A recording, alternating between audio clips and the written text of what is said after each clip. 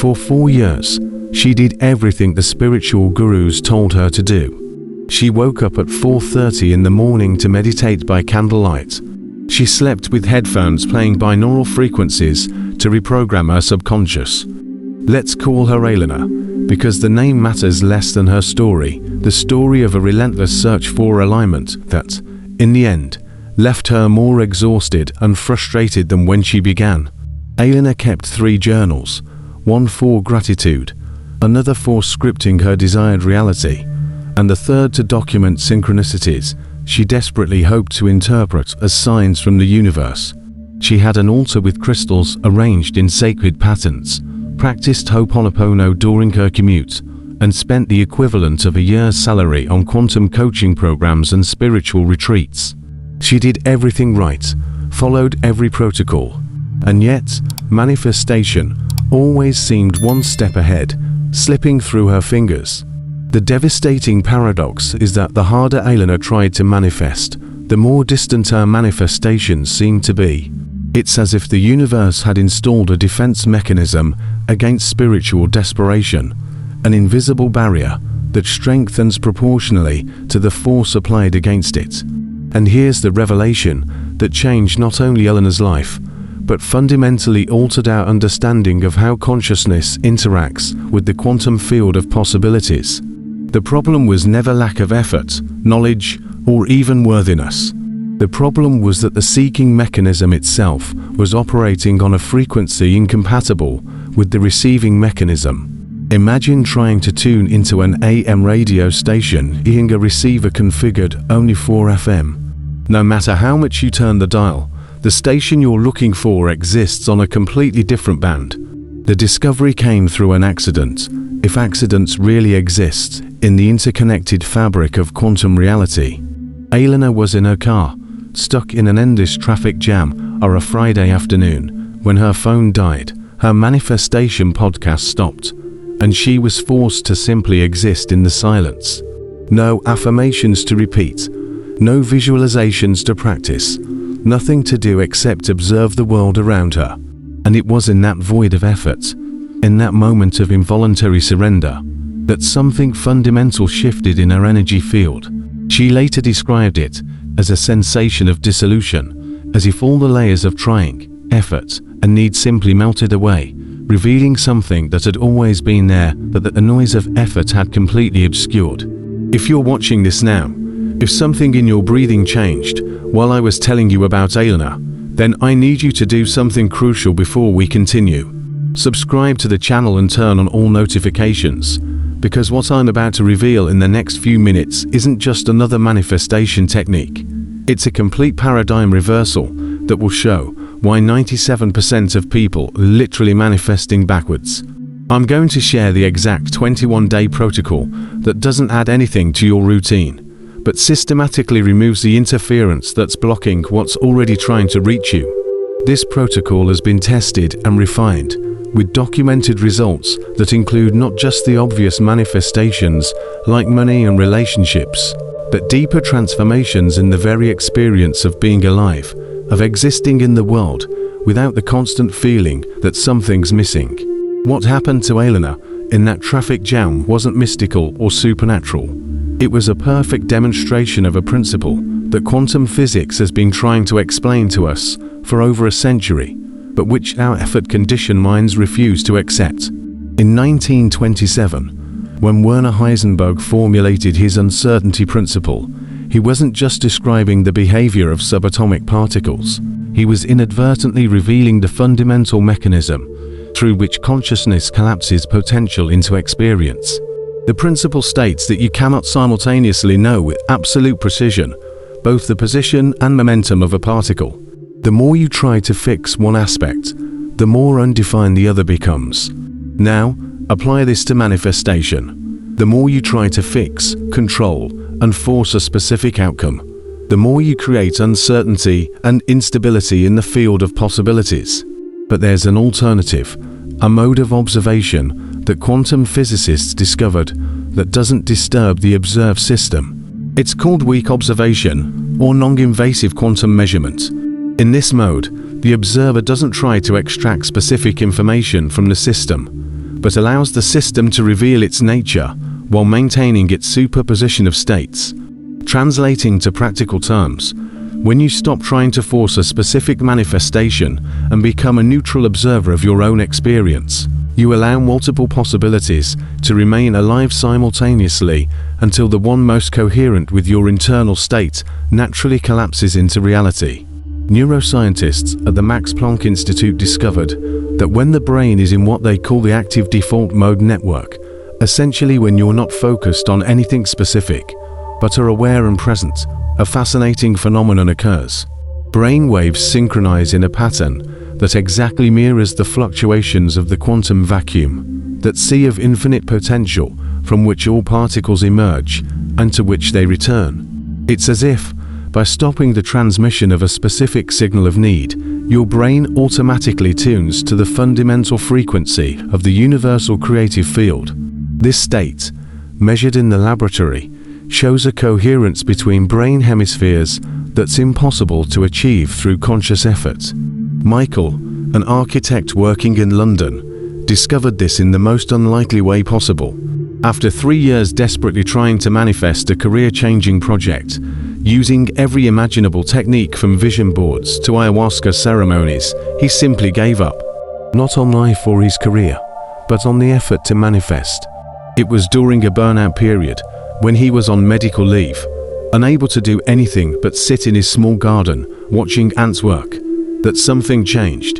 He realized the ants weren't trying to manifest anything. They were simply following their nature, responding to invisible chemical signals that guided each movement in a perfectly orchestrated dance. And in that moment of pure observation, without agenda, without need, Michael had an epiphany about biomimetic design that not only changed his approach to architecture, but became the foundation for a revolutionary project that, 2 weeks later, attracted interest from one of the world's largest sustainable architecture firms. What Michael understood intuitively, and what science now confirms, is that there's an intelligence operating through us that's infinitely more sophisticated than our conscious mind. This intelligence, which some call the subconscious mind, but which is really our direct connection to the unified field, is constantly processing millions of bits of information, identifying patterns, making connections, and orchestrating synchronicities. But it can only operate effectively when the conscious mind, with all its noise, anxiety, and effort, gets out of the way. It's like trying to hear a whispered conversation while shouting. The whisper contains the information you need, but your own noise makes it impossible to hear. The 21-day protocol that transformed not just Elena and Michael, but hundreds of other documented people, operates on a radically different principle from any other manifestation method. While all other methods add practices, rituals, affirmations, and visualizations to your already overloaded routine, this protocol systematically subtracts, removes, eliminates the interference that's blocking the natural flow of synchronicities and opportunities the quantum field is constantly trying to deliver. It's a protocol of less, not more, of silence, not noise, of space, not filling. And paradoxically, that's exactly why it works where all other methods fail. The first phase, lasting exactly 7 days, is called vibrational fasting. For an entire week, you completely stop all manifestation practices. No morning visualizations of your ideal life. No repeating affirmations in the mirror while forcing a smile you don't feel. No listening to subliminal audios that promise to reprogram your mind while you sleep. You literally stop trying to attract anything. But it's not a passive or apathetic pause. It's an active and conscious choice to stop broadcasting the signal of lack that you've been involuntarily transmitting to the universe through every desperate attempt to manifest. It's like turning off a radio that's been playing static at maximum volume to finally be able to hear the music that's always been playing softly in the background. During these 7 days, you practice only one exercise, 3 times a day, for exactly 7 minutes each time. Morning upon waking, noon, and night before sleeping. The exercise is called neutral witnessing. You sit comfortably, could be in a chair, on the floor, doesn't matter, and simply observe your internal and external experience without any judgment, without any attempt to change or improve anything. If anxiety arises because you're not doing anything to manifest, you observe the anxiety like you would observe a cloud passing in the sky, with neutral curiosity, without identifying with it. If the internal voice arises, saying you're wasting time, that you should be visualizing or affirming, you observe that voice like you would observe a bird singing, acknowledging its presence without engaging with its content. What typically happens around the 4th or 5th day is a measurable neurological shift. Studies using functional magnetic resonance imaging show that the amygdala, the brain's alarm center that keeps you in a constant state of vigilance and need, begins to reduce its activity. Simultaneously, the medial prefrontal cortex, associated with self-awareness and self-referential information processing, shows a more coherent and less fragmented activation pattern. In simple terms, you stop being in constant emergency mode and begin operating from a place of centered presence.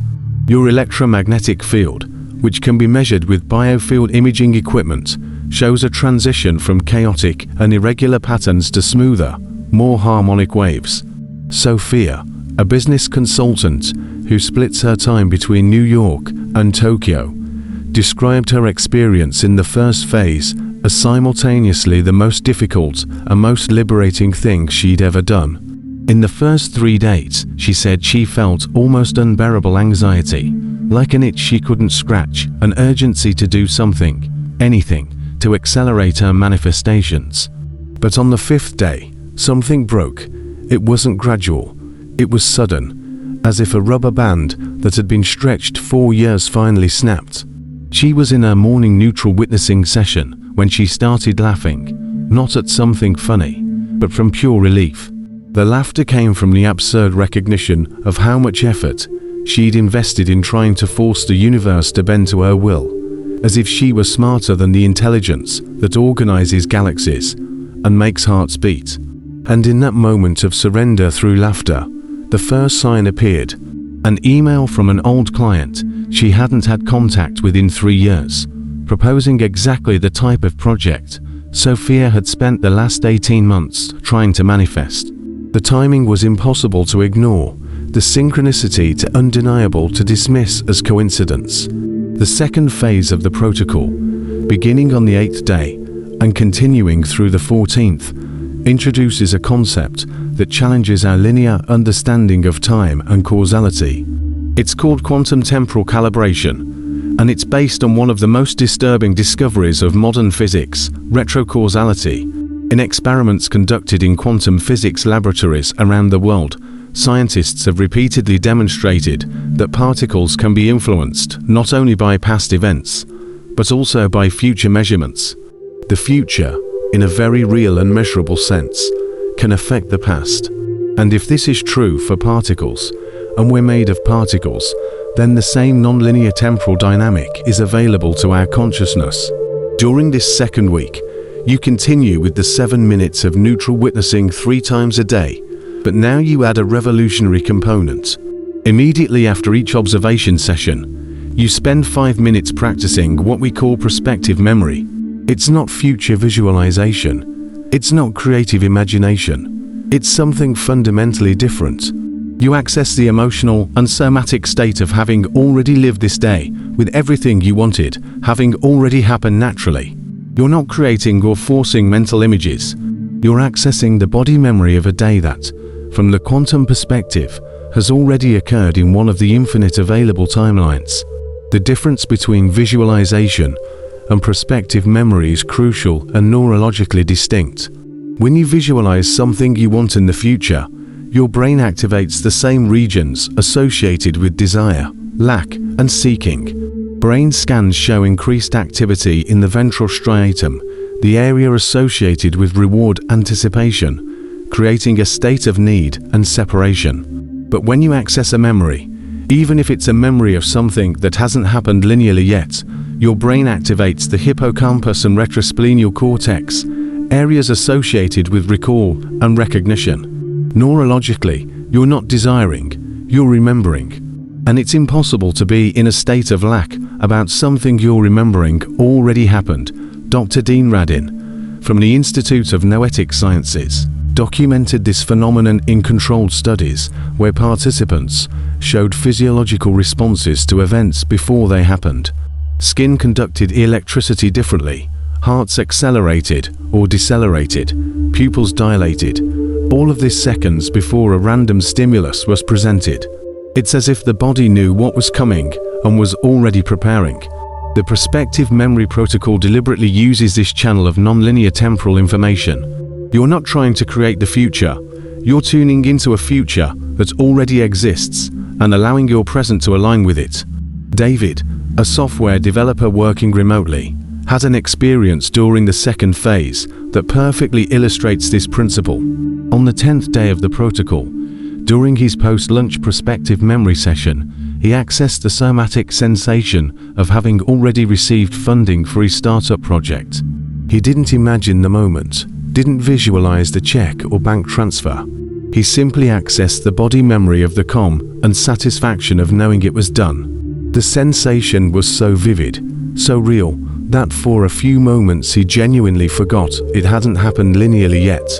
2 hours later, he received a LinkedIn message from an angel investor who had seen a presentation of his from 2 years ago, an event David barely remembered attending. The investor was looking for exactly the type of solution David was developing and wanted to schedule a conversation. The temporal convergence was undeniable. It was as if the future had reorganized the past to create the present. This phenomenon of accelerated synchronicity is consistent among protocol participants. Around the 10th to 12th day, people begin reporting what they describe as a sense of inevitability, as if events were unfolding not by chance or even by attraction, but by a kind of temporal gravity, as if the future were pulling the present toward its direction. Manifestations stop seeming like miracles and begin to seem like the natural and obvious unfolding of something that was always inevitable. Before entering the third phase, we need to talk about something most manifestation protocols completely ignore: how to objectively measure whether you're actually changing your frequency or just fooling yourself with positive thinking. The protocol includes 5 specific progress metrics. You can observe and document tangible indicators that change is happening not just in your imagination, but in your actual energy field and in how reality responds to you. The first metric is emotional response latency. At the beginning of the protocol, when something unwanted happens, criticism, a setback, frustration, how long does it take you to return to your equilibrium state? Most people take hours or even days ruminating, reprocessing, resisting. Around day 10 of the protocol, participants consistently report a dramatic reduction in this latency. Something that would have ruined the entire day now passes like a wave, felt but not retained, experienced but not amplified. You can literally time this. If it used to take 3 hours to recover from an argument, and now it takes 30 minutes, that's a measurable change in your vibrational resilience. The second metric is frequency of significant synchronicities. We're not talking about repeatedly seeing 11:11 on the clock, although that can happen. We're talking about meaningful convergences that advance your life in tangible ways. People appearing with exactly the information you need, opportunities arising without you looking for them, solutions emerging for problems that seemed insurmountable. Document each one with date, time, and description. The typical pattern shows an exponential increase between days 12 and 18, starting with 1 order per week and accelerating to multiple per day. The third metric is perceived effort index. On a scale of 1 to 10, how much effort do you feel you're making to make things happen in your life? At the beginning of the protocol, most people mark 8 or 9, feeling they need to push, force, make it happen. Around day 15, that number typically drops to 3 or 4. Things begin to flow with an ease that seems almost suspicious to a mind conditioned to struggle. You still act, still work, still move, but the feeling of resistance, of swimming against the current, progressively dissolves. The fourth metric is intuitive clarity. How many times per day do you have clear knowledge about what to do, where to go, who to talk to, without needing to analyze or rationalize. At first, the analytical mind dominates, weighing pros and cons, creating mental decision spreadsheets.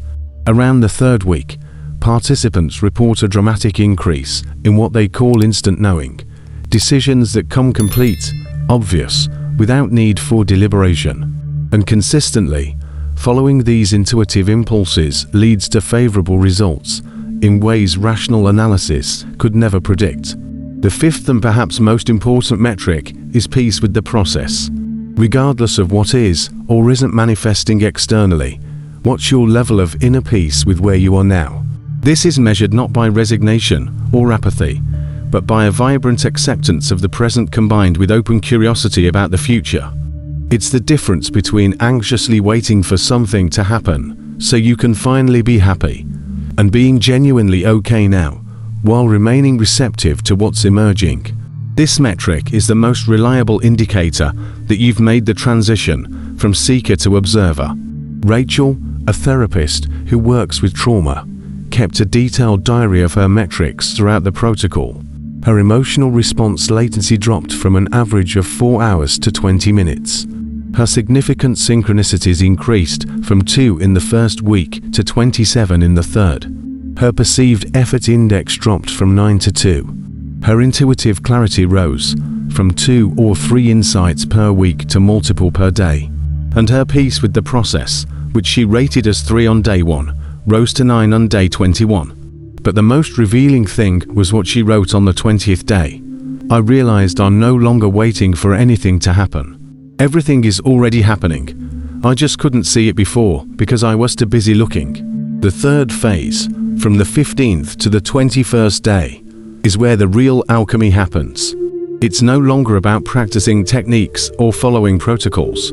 It's about consolidating a fundamental shift in your energetic identity, making permanent what began as an experiment. This phase is called Sovereign Observer Integration, and it's where you stop doing the protocol and start being the protocol. The difference is as fundamental as the difference between speaking a foreign language by mentally translating each word and thinking directly in that language without any need for translation. During these last 7 days, you maintain the neutral witnessing and prospective memory, but add the final element, 3 quantum decisions each morning. These aren't decisions about what to do, they're decisions about who to be. Instead of deciding I'm going to look for a new job today, you decide I am someone who magnetizes opportunities aligned with my purpose. Instead of I'm going to try to improve my relationship, you decide I am someone whose presence naturally evokes the best in people around me. The difference may seem semantic, but it's quantumly fundamental. When you decide from a place of being other than doing, you operate from the field of infinite potential rather than the field of limited action. Each quantum decision creates what physicists call wave function collapse. From the infinite possibilities available in the quantum field, you select one through your conscious and committed observation. But unlike a regular decision that requires effort to maintain, a quantum decision is self-sustaining because it's aligned with a deeper truth about who you really are beyond all learned conditioning and limitations. It's like the difference between trying to keep a beach ball submerged, which requires constant effort, and allowing it to naturally float, which requires no effort at all. During this final phase, something profound happens in the nervous system. The new neural pathways created in the first 2 weeks begin to go through the process of myelination, where the brain wraps the most used connections with a fatty sheath that makes signals travel up to 100 times faster. Literally, your biology is saying, this is the new standard operating pattern. Neuroplasticity studies show that after 21 days of consistent practice, new neural patterns become the path of least resistance. The brain now prefers to operate from the observer state because it requires less energy than the old pattern of anxious seeking. James, a doctor working in hospital emergencies, described his experience in the third phase as coming home to a place I'd never been before. On the 17th day, he made a quantum decision that fundamentally changed his experience of working in a high-stress environment. Instead of deciding to be calmer or manage stress better, he decided. I am the eye of the storm, the still presence around which chaos organizes itself. That same day, multiple colleagues independently commented that something was different about him, that his presence had a palpable calming effect on the entire environment. Patients who would normally be agitated became inexplicably calm in his presence. Situations that would normally escalate to crisis resolved with unusual fluidity. During the third phase, you'll witness the phenomenon of reverse magnetism. Instead of going after things, they'll begin to converge toward you with ease. Opportunities, people, resources, ideas, everything begins to flow in your direction, as if you'd become a point of gravity in the fabric of reality. This isn't metaphorical. Studies from the Hartmouth Institute show that when someone reaches a sustained state of cardiac coherence, their electromagnetic field becomes so organized and harmonic that it literally influences the fields around it, creating what they call energetic entrainment. Other people and situations begin to synchronize with your dominant frequency. Around day 18 of the protocol, something extraordinary and consistent happens that completely challenges our conventional understanding of cause and effect. Participants begin experiencing what can only be described as retroactive timeline editing. Past events seem to reorganize themselves to support the new reality that's emerging. Documents lost years ago appear exactly when needed. People from the past reappear with opportunities that seem to have been prepared specifically for this moment. It's as if the universe were rewriting history to create a coherent path between where you were and where you're going. Lisa, a writer who had been creatively blocked for 2 years, experienced this particularly dramatically. On day 19 of the protocol, she received an email from a publisher who had rejected her manuscript 3 years earlier. The publisher explained she had reread the manuscript by chance, finding it while cleaning old files, and realized it was exactly what her new editorial line was looking for. But here's the impossible detail. The new editorial line had been created just 2 months earlier, with criteria that seemed to have been written specifically for Lisa's book. How can a manuscript rejected 3 years ago be perfect for criteria created 2 months ago? Unless time isn't as linear as we assume. This phenomenon of temporal convergence intensifies in the final days of the protocol. It's as if all the potential timelines you've been unconsciously navigating begin to collapse into a single coherent line. People frequently describe a sense of inevitability, as if everything in their life, including all apparent detours and failures, had been perfect preparation for what's emerging now. The dots connect retroactively in ways that would be impossible to plan prospectively. It's the difference between trying to force puzzle pieces to fit and realizing they always fit perfectly. You were just looking from the wrong angle. What makes this possible is a fundamental shift in what we call the dominant vibrational signature. 4 years, perhaps decades, you've been transmitting a primary frequency of seeking, need, incompleteness. This frequency, like a radio station, has been attracting experiences, people, and situations that resonate with that frequency. That's why it seems like the same patterns repeat. The same types of challenges appear in different forms. You've literally been magnetizing more of the same, because that's the immutable law of resonance. Like attracts like, not at the superficial level of thoughts or even actions, but at the deep level of frequency of being. The 21-day protocol systematically dismantles that old dominant frequency and installs a new one, not through affirmations or willpower, but through systematic removal of the interference that kept the old frequency in place. It's like cleaning decades of dirt from a window. You're not creating sunlight, just removing what prevented it from entering. And when the new frequency of sovereign observer becomes dominant, usually around day 17 or 18, reality has no choice but to reorganize to correspond. Not because you're forcing it, but because that's simply how reality works at the quantum level. Daniel, an executive coach, meticulously documented his journey through the protocol and made an observation that perfectly captures this principle. He wrote on day 20, I spent years trying to change my external reality without realizing it was just an echo of my internal frequency. It was like shouting in a canyon and getting frustrated with the echo, then shouting louder to try to change it. The protocol taught me to change the original sound. The echo had no choice but to change accordingly. Now I understand I was never manifesting anything. I was just revealing what my frequency allowed to be visible. This understanding represents a complete paradigm shift. You're not attracting things into your life. You're tuning into versions of reality where those things already exist. It's the difference between trying to pull something toward you through space and simply changing the channel to where that something is already present. And once you understand this experientially, not just intellectually, all anxiety about manifestation dissolves. How can you be anxious about tuning into something that already exists? It's like being anxious about changing from one radio station to another.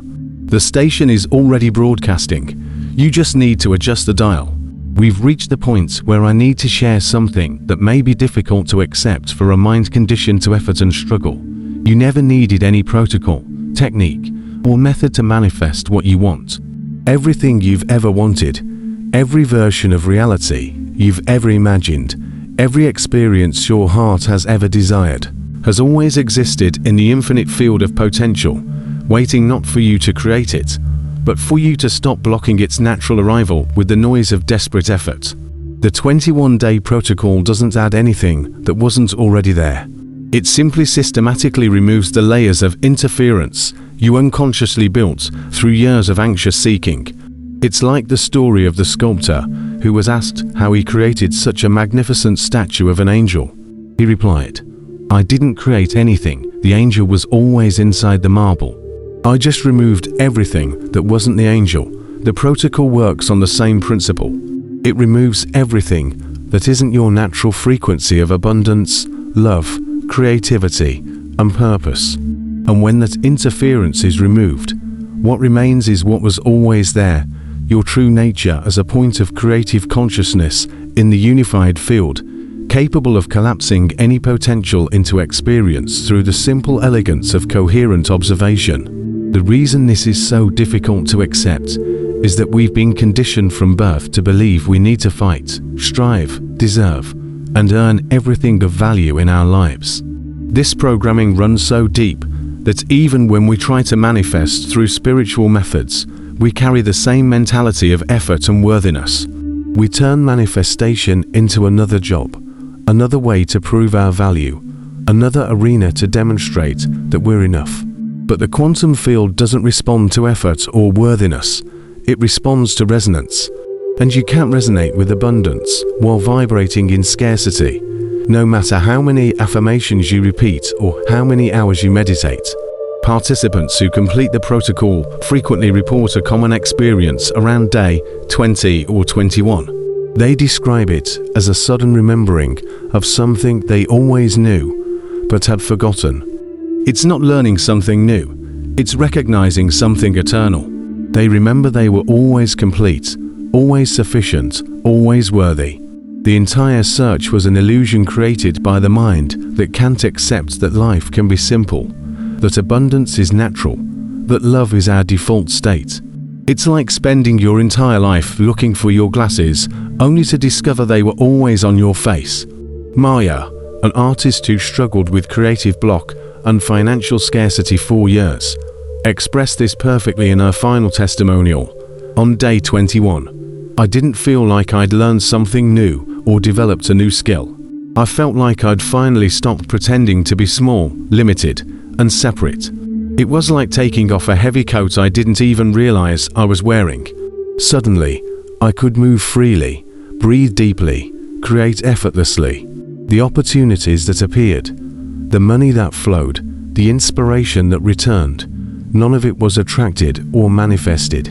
It was simply what naturally happens when you stop blocking the flow with the dam of desperate effort."